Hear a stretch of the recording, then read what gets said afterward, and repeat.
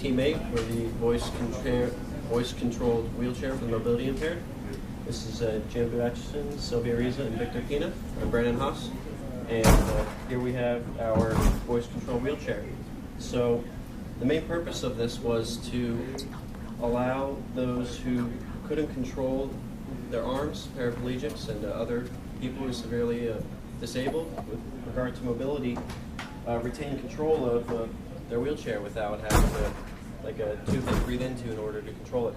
So, as you can see here on the system, let's see the system here. The way that we control the chair is first we have a voice controller which gets a signal from a microphone. It decodes the signal and checks it with commands that are currently stored in memory. It then couples that command with the binary output that runs through these wires here. And it also displays here so that we can debug it and see which command it picked up. The Arduino will then read this binary output, and we developed a program which would test the binary outputs and then relay the proper PWM signal to either H-bridge depending on which command that we gave it. So we also have a type of feedback system here with these ultrasonic sensors. They're rangefinders, and what they do is they send out a sound pulse which bounces off of walls, and they have about a 4-meter range, about a 30 angle incidence. And what they do is when they trigger, they'll basically slow down the motor until it comes to a halt when the distance becomes too small, according to the programming. We have 6 of them set up all around, and they also feed into the Arduino right here. We have two, I don't know if you can see them there, we have two 12-volt batteries, and they're hooked up in parallel currently.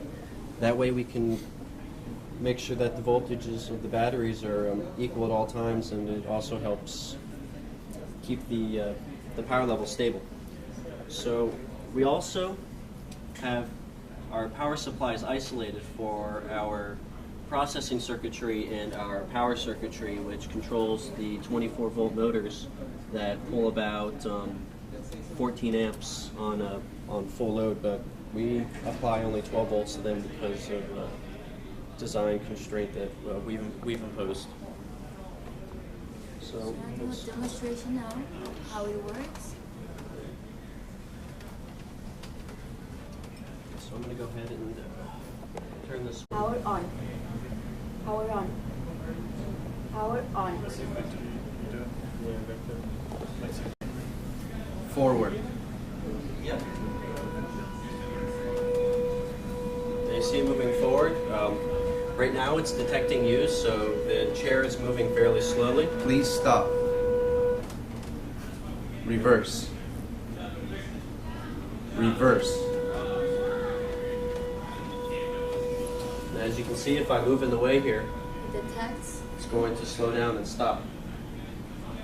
Move Now out if I of the move out of way. the way, it'll continue its current command. Please stop. Turn left. Turn right. Now, that's basically a summary of our command.